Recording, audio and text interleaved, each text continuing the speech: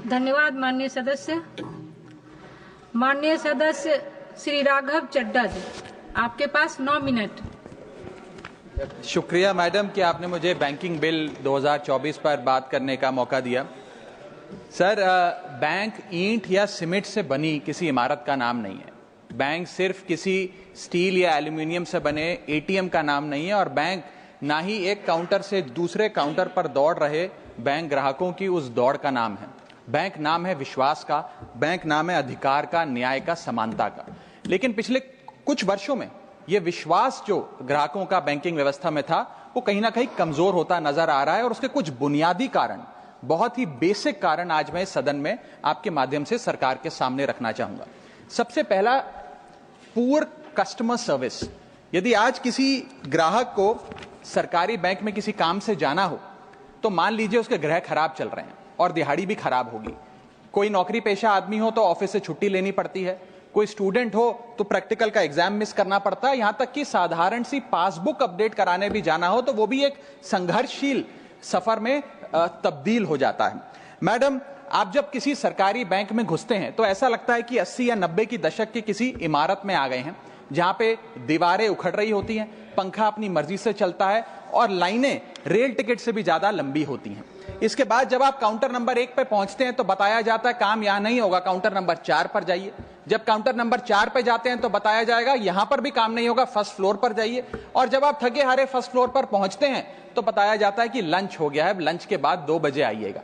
2:15 पहुंचते हैं तो बताया जाता है कि लंच एक्सटेंड हो गया, अभी कर्मचारी गुलाब जामुन खा रहे हैं। यह व्यवस्था है कस्टमर सर्विस की एक सरकारी बैंक में। और आज हम जहां चांद पर पहुंच गए, यूपीआई से गोलगप्पे खरीद रहे हैं, लेकिन हमारी सरकारी बैंकिंग व्यवस्था 80-90 के दशक से बाहर नहीं आ पा रही है। अभी आरबीआई के गवर्नर ने हाल ही में एक प्रेस कॉन्फ्रेंस कर वित्तीय वर्ष 23-24 की रिपोर्ट जारी करते हुए कहा कि 95 स्केड्यूल्ड कमर्शियल बैंक्स में एक साल में, एक वित्तीय वर्ष में 1 करोड़ से ज्यादा कस्टमर सर्विस से संबंधी कंप्लेंट्स आई हैं। और ये तो वो कंप्लेंट्स हैं जिन लोगों को पता था कंप्लेंट कैसे दर्ज करानी है और उन्होंने दर्ज कराई। न जाने ऐसी कितनी कंप्लेंट्स होंगी जो सिस्टम में कैद ही नहीं हुई।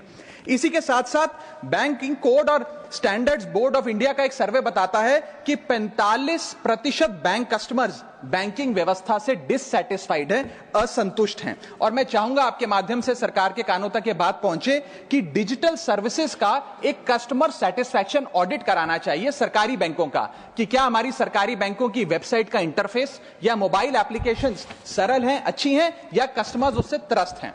दूसरा बड़ी समस्या है रूरल इंडिया के अंदर limited access to banking infrastructure. आइए गांव की ओर चलते हैं। मैडम, क्या हमारी बैंकिंग व्यवस्था ग्रामीण इलाकों तक पहुंच चुकी है? नाबार्ड की एक रिपोर्ट बताती है कि 50% of rural India is still suffering from lack of adequate access to banking.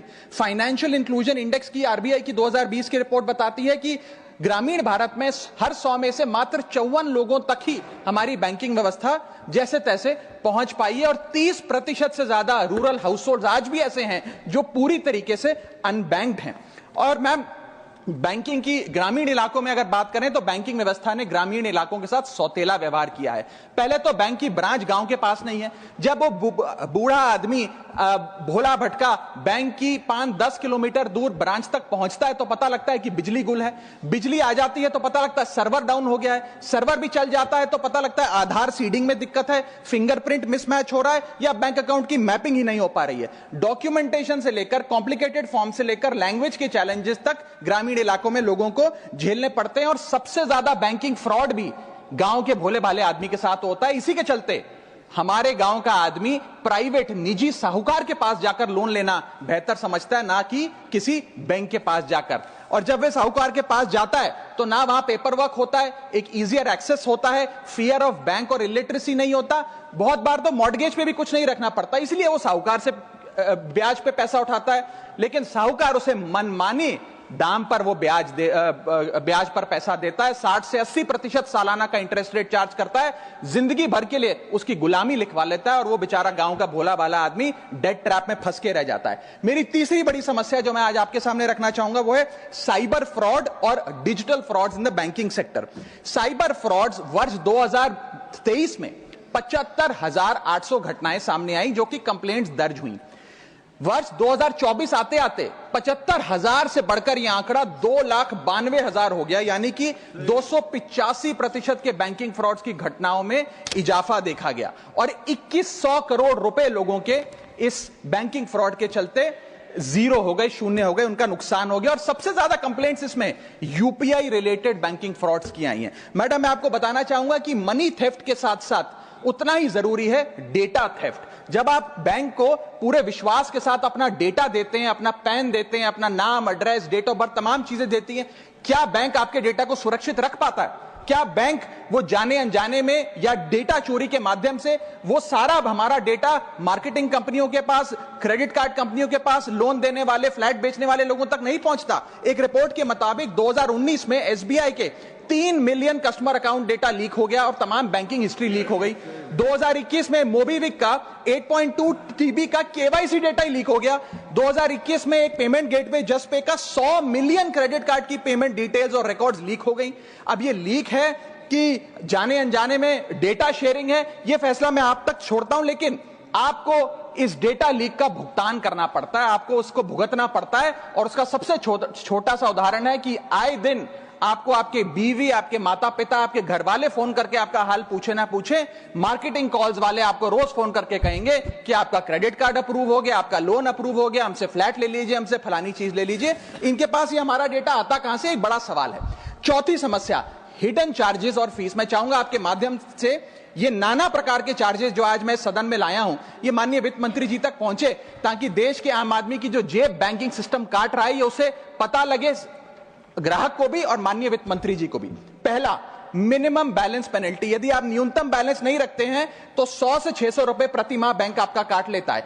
इस चार्ज को लगाने के बाद बैंकों ने वित्तीय वर्ष 22-23 में 3500 करोड़ रुपए मिनिमम बैलेंस पेनल्टी के नाम से लोगों से वसूले हैं। मैडम, दूसरा चार्ज, एक्स्ट्रा एटीएम यूजेज। आपको एटीएम ट्रांजैक्शन के लिए 2 से 3 की मोहलत मिलती है, 2 से 3 की इजाजत मिलती है बैंकों द्वारा। अगर आप चौथा, पांचवा ट्रांजैक्शन कर लें तो हर ट्रांजैक्शन पे 20 रुपए एटीएम चार्ज आपको देना पड़ता है। इनएक्टिविटी फी 100 से 200 रुपए सालाना, यानी कि अगर बैंक आप बहुत ज्यादा अपना अकाउंट यूज नहीं करते हैं तो बैंक इनएक्टिविटी के नाम पे भी चार्ज लगा देता है।